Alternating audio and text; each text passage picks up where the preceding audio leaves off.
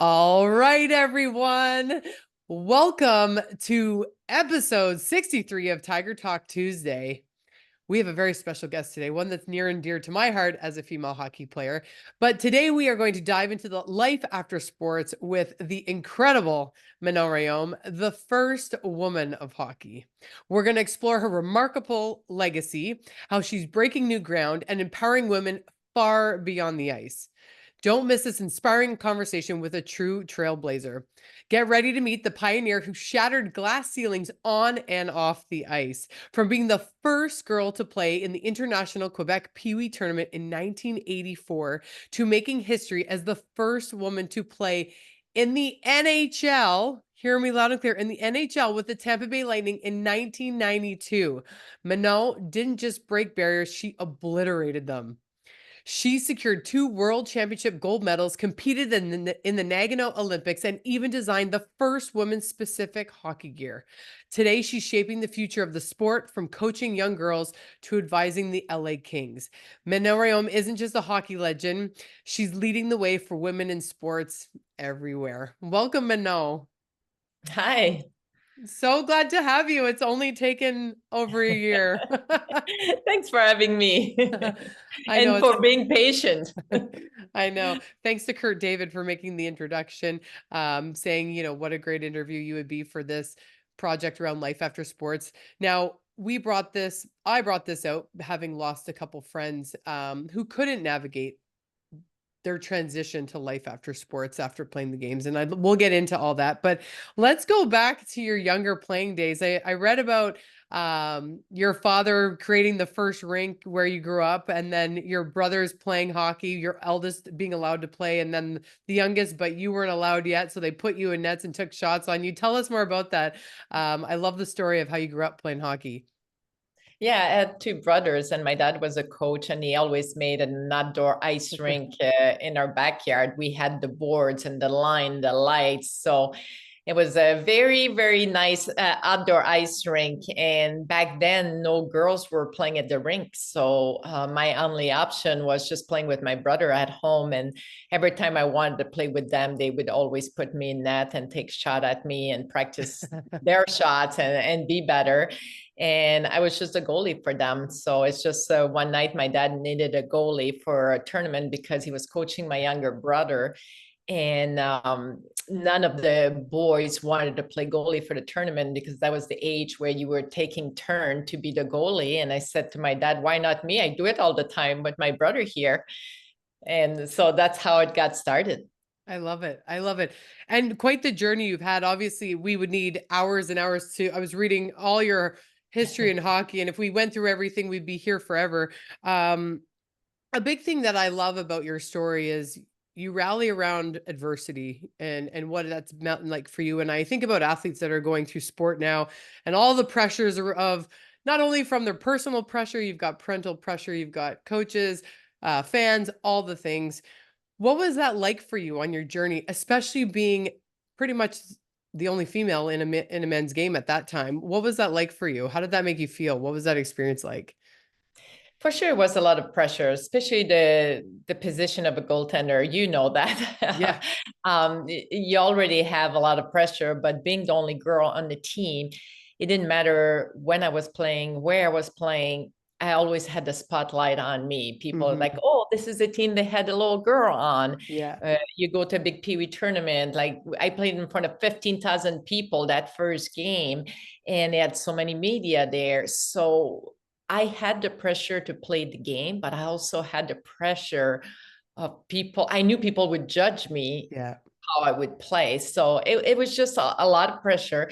The reason I picked goalie because I like the pressure, but also I had to learn to manage that pressure along the way and just try to be one of the players and not have anything like disrupt my play on the ice. Well, for sure. And I did read about the fact that around 17 you kind of lost your spirit for the game and love for the game because was it coaches or parents were complaining because they thought you were taking the spot of a boy, and then you were taking away the opportunity from them being seen, and even though you might have been the better fit? It's just along the way, like when I was younger, so many people said no to me because I was a girl and I Mhm. was trying out for the AA level, the best level, and they would tell my dad, do not bring her. We're not going to take a girl. She'll take the spot of one of our boys that's going to make it to the NHL one day. And it happened to me a lot. And finally, I made the AA at the bantam level. And after that, all the goalie at the AA level got invited to midget AAA except me. But at that point, I was older, so I started understanding. Okay, I had great season. I'm like in the top 10 of the goaltender. Yeah. I'm not invited. So I kind of knew that it because I was a girl. So at that point, going and playing a lower level where the boys were not taking it as seriously, that's not what I wanted. And I didn't know what to do. So I tried to look for different options. Yeah. And I love that about you. And a lot of your story, you talk about adversity and getting used to it, and that's such. Talk to us about getting into the NHL. I mean, you go and you play women's. It's funny. I read it too that they thought you really wanted to try out for ringette, but here you are playing hockey. I played ringette until 15. Actually, I didn't switch over to hockey till 15, and then ended up going for a hockey scholarship. But what was that like for you? You know.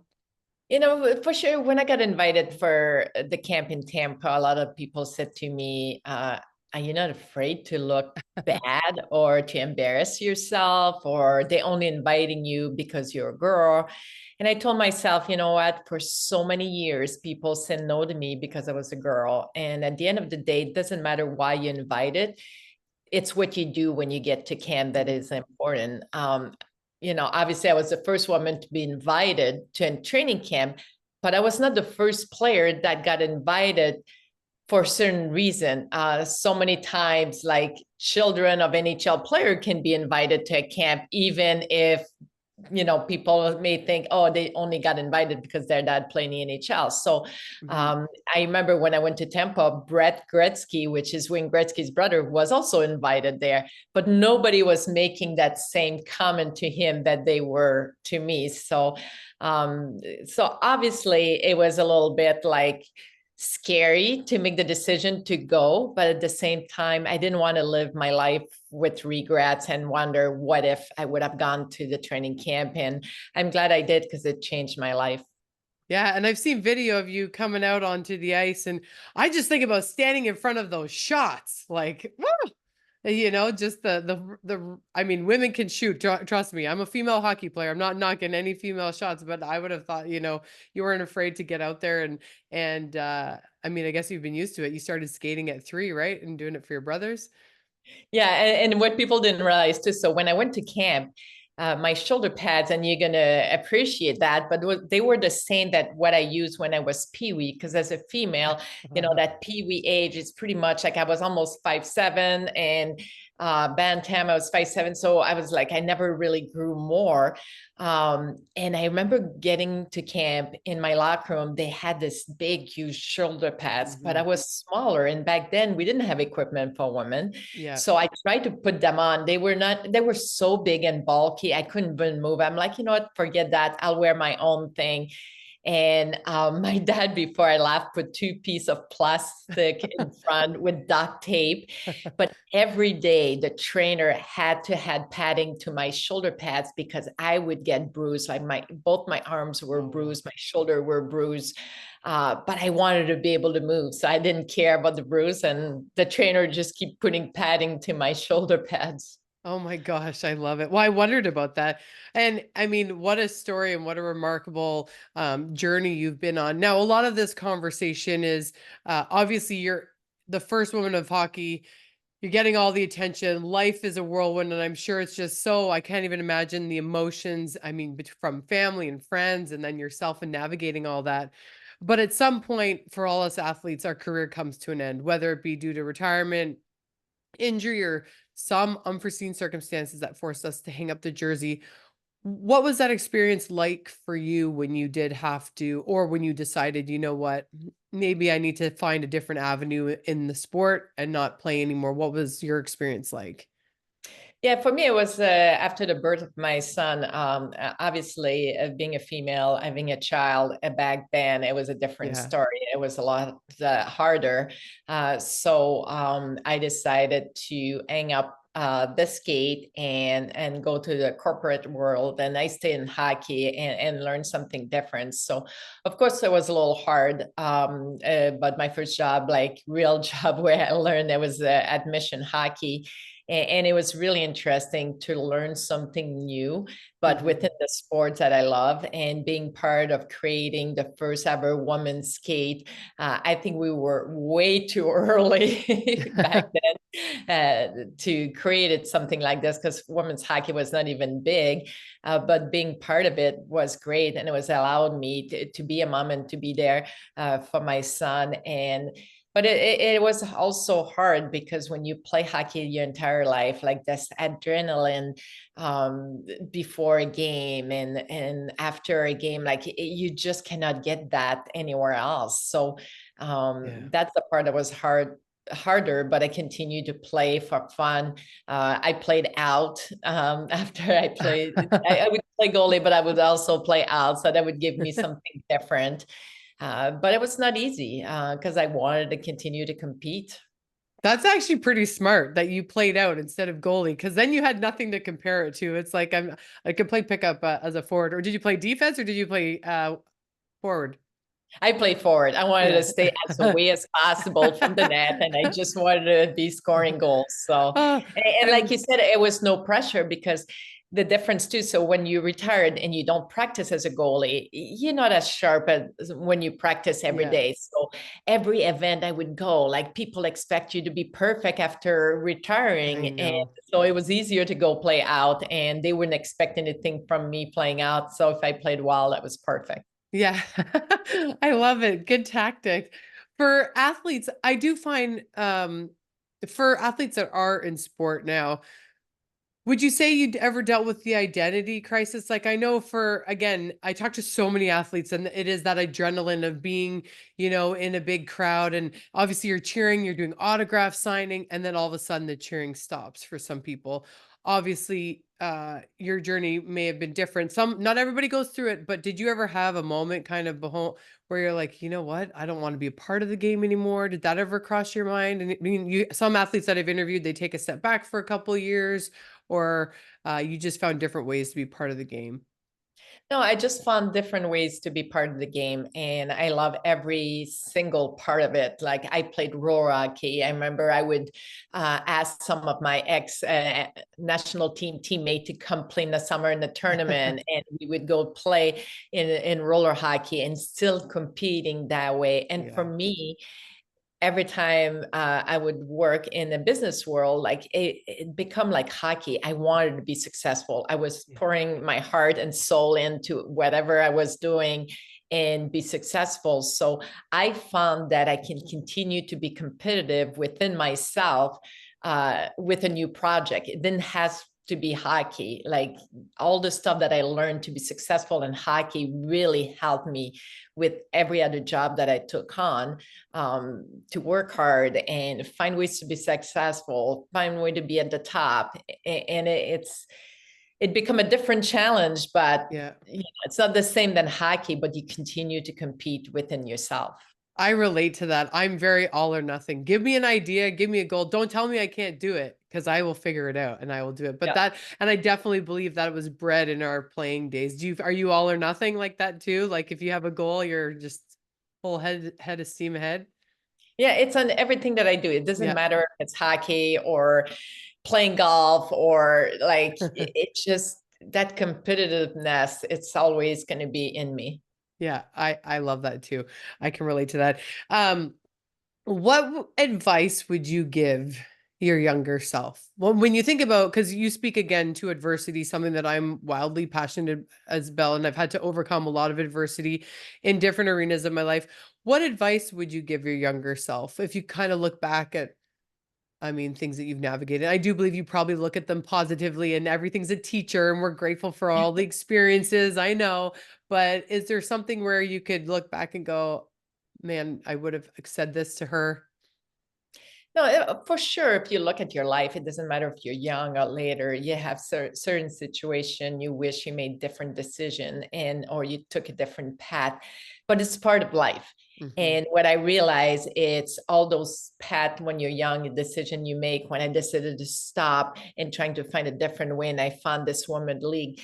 I always feel it always have a reason why you take a certain path, and it open up to something new and you learn from it and you grow from it. And when you get older, and especially now at my age, like you look back and you do things so differently, knowing that those decisions you make along the way can drive you to one place or another place. I Mhm. still think from this moment, I got invited to Tampa Bay, but the invite happened at the NHL draft. And I took a job as an internship with RDS after I played my year juniors.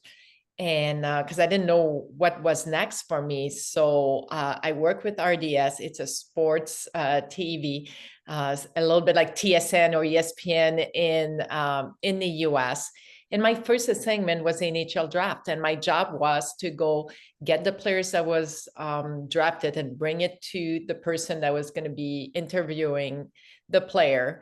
And it's at the draft that one of the scouts from the Tampa Bay Lightning that had sent video of me playing junior A to Phil Esposito introduced me to Phil Esposito. And that's when Phil invited me.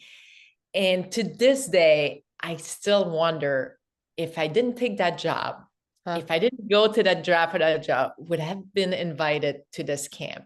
Interesting. And where would I be? So Yeah. if you look back and say, I wish I didn't do this, I wish I didn't do this, I feel like your life could have taken such a different direction. And that's Yeah. the beauty of life, this, depending of the decision you make, you take different direction.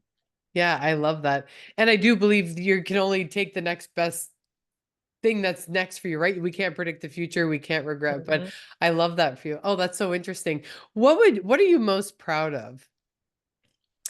I think what I'm most proud of is to have take that risk that day that they invite me to go to Tampa Bay. Despite people saying to me, "Are you not afraid to look bad?" and think, and I took that risk, and to have not let people around me, stop me to take that risk, and that changed my life. And now that I look back at everything that I did in hockey, I think the most satisfying part, it's that my story inspired people, and it has Mm, nothing better than that. And this is why today I do speaking engagement, because when I'm done with telling my story and my journey, and is to see the reaction of people, yeah. and they're so fired up and they're like ready to take on something, and it makes me feel so good, and it's probably the most satisfying part of what I accomplish. Yeah, absolutely. I always love the saying, if you can see her, you can be her. And I mean, you just represent so much for so many of us athletes because I mean, you've done what nobody else has, right? So it's remarkable. And actually, I was just about to ask you about your speaking and what you're doing today. And I know you are making a lot of impact around the world. Where would be the best place for people to be able to find you if they want to hire you as a speaker? Now, I know you have your website, which I will post for anyone watching. I'll make sure I post her website there. There's some great galleries, photos, her timeline. Like there's so much information on your website. It's amazing. But if someone was looking for a speaker, what would you say your message relates to the best for their stage?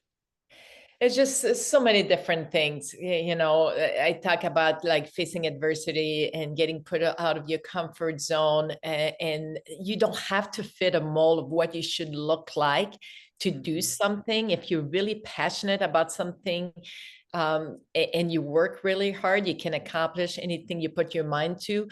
I was probably the total opposite of what a goaltender in the NHL should look like. My size, my gender, I speak French. I barely speak English when I was there. I remember being invited to the David Letterman show. I I did didn't see know that. I I saw. didn't even know who he was because I was French. I didn't have English TV. So I was in bed early, so I never saw that show. It took me years after I, saw the show and see everybody that would go on that show. I'm like, I cannot believe I was invited to the show. So it was just like, I didn't fit a mold of what I should look like, but I didn't let that stop me. And I continued to persevere. Like it didn't matter when people said no to me. I found a way to get over it. And it's funny because all the tools that I was using when I was younger, Mhm. later in life, because when I realized that like adversity and filling out of your comfort zone never stopped after you're done playing hockey. You continue to face it. And I would use the same tool that I would use when I was younger playing hockey. And I was amazed. And that's why I always say hockey is the best sport. It's the best life lesson you learn along the way. And It's true. so those are the things that I talk about when I do my speaking engagement. Yeah, and I've watched some of your video. You're really good. You're very passionate and interesting, and I think anyone would be lucky to have you on their stage to share your story. I'm just grateful that you were open to say yes, and I'm grateful that you took the time to share your story with us. One thing that I would love to know, and I always think about the athlete that might be struggling in silence. They haven't told anyone that they're having a hard time, life after sports. What advice would you have for them having faced different types of adversity in your life? If they're struggling to just, what would be those top three things that you would advise them to do if they're trying to figure out what's next for them? I think mental health is so important to this world. And, I always look at it like as an athlete, like we train hard, Mm, like every day to be the best that we can be. We eat well. Like that was for me, like eating well and training hard. But sometimes we forget about our mental health. And mhm, how do you train your mental part of your game? It's one thing, but the rest to keep you healthy, talking to someone, I truly believe it's so important because, mhm, and not just talking to someone when you have problems, continue to be able to talk to someone to stay healthy the same way.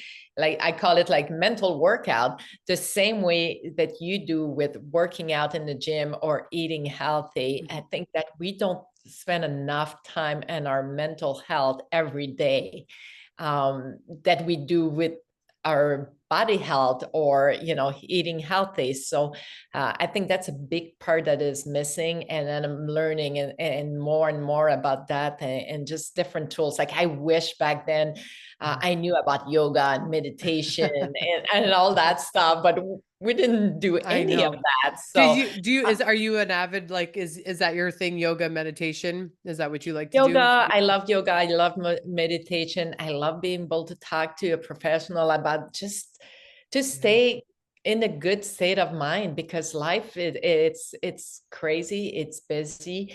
Mhm. You're under pressure from the time that you're young and competing in sport or going to school, having good grade, and now you had to all of it social media. I know. It's crazy. And I think that it's so important to take care of our mental health the same way that we take care of our body health. What is good, social media is a big one. What advice would you have to athletes about social media? Because I've talked to other athletes about this. I'm just curious, what advice would you have for your young athletes and how they use that as a tool? It's funny. I always said, I'm so thankful that we Me didn't too. have social No, media I when know. I went to Tampa Bay, because Yeah. I don't know how I would have managed that part. Like I remember for me back then, like to read something about you, you had to get a newspaper. Yeah. I know that's how old I am. So I missed on a lot of negative things that some reporter was writing because I didn't have the newspaper, or so it was. I was in a better place mentally to deal with everything that I dealt with, Yeah. because of that. So in today's world, it's so hard because it's instantly what you do, it's out there. And especially I look at all those athletes on the national team, the people that go to the Olympics. If something happened, everybody know. They usually know before the They know people that before. should know, right? Yeah. I know, Yeah. and it's and the comment of people, but to me, it's like it's for everybody to be mindful Mhm. and treating people right. I always say to all the young girls that I coach when I run the program at Little Caesar and coach girls for years. the two things that is so important, it's your work ethic and being a good person. Mm. If you do that as much on the ice, off the ice, or later in life, those two things going to take you far. It doesn't matter if you're so skilled, if you're not a good person, or if you're a good person and skilled, but you don't work hard, you're going to have a hard time in life. So, Yeah. and I think that's what young people has to do, to just be good people. If you don't have anything good to say, you keep it for yourself. Yeah, don't say it at all. No, I know. And in the world that with everything at your fingertips, it's tougher to navigate, but it's a similar message that I like to share as well. Just be a good human. It's not that hard. It really isn't if we Yep. focus on it. I love that. Well, you are an inspiration beyond, and I love that you are doing public speaking now because your story, I think, is even though you did that in 1992, I think about the rise of the PWHL and all these athletes, and oh my gosh, to sit and witness those games. I feel like your career is just getting started because your story, you started in 1992 and we're just getting started with this new league, and you're seeing everyone come forward. So thank you for taking the time. Thank you for being committed to inspiring the masses from a stage and a platform, and being open to share your message and story. And I'll be sure to share your information to other people that are looking for speakers. And I think the world is just lucky to have you. So I think about the little girl, because I was such a driven young girl. I think about the space that you live in your head. And like when somebody says you can't do something, or they question you, or they say no, and in your head, you're just like, I'll show you. Well, watch me, And you know what's amazing too? I got a chance to coach a couple of young lady at 12 years old, Kendall Coyne, Megan Bozak, Blake Bolden. And when I coached them, I saw something in them, and I'm like, those women's going to go so far. And to see these women playing professional women's hockey, playing on the national team. I work with Blake Bolden right now. She does TV, and she's part of the LA Kings. And so it's so amazing to see that at such a young age, you can see the people that are driven and the people that really want to make something of their life. And to be part of it was absolutely amazing. Yeah, I agree. And what would you tell parents? I know we're gonna end the interview here shortly, but I find today's parents need a little wake up call as well. And I do believe they, a lot of them, they have good intentions and they love their children and they want to give them the opportunity. But when you see talent versus when you see a parent forcing or whatnot, like what advice would you have for parents on how they can best support their athlete in sport and outside of sport? Yeah, I think you stated like how you can best support. The best support that the parents can do, it's always encourage them to work hard, to be a good person, and not be afraid to see your kids fail. I see too much in today's world, parents that, they call the coach to try to get them on the team without having to try outs because they don't want their kids to get cut from a team. Or Yeah. they're not happy because their kids are not playing on the first power play, or they're not happy because the goalie set for a game and didn't play. And all of those little things, it's the difference. It's all the teaching lesson that every kids learn that help them later in life. If you try to make everything easy for your kids, it's going to be tough for them later in life. So to me, it's always be there to encourage them. And like when I run the program at Little Caesar, what I said, our job is to prepare your kids for life. So we're going to make a decision that may not be the best decision that you think for your kid at that moment by maybe not playing them in a certain situation, but we're going to help them to figure out how to get to that. And so just believe in our journey and believe that all that adversity they're going to face, that eventually it's going to pay off, and that's going to make them stronger and better for life.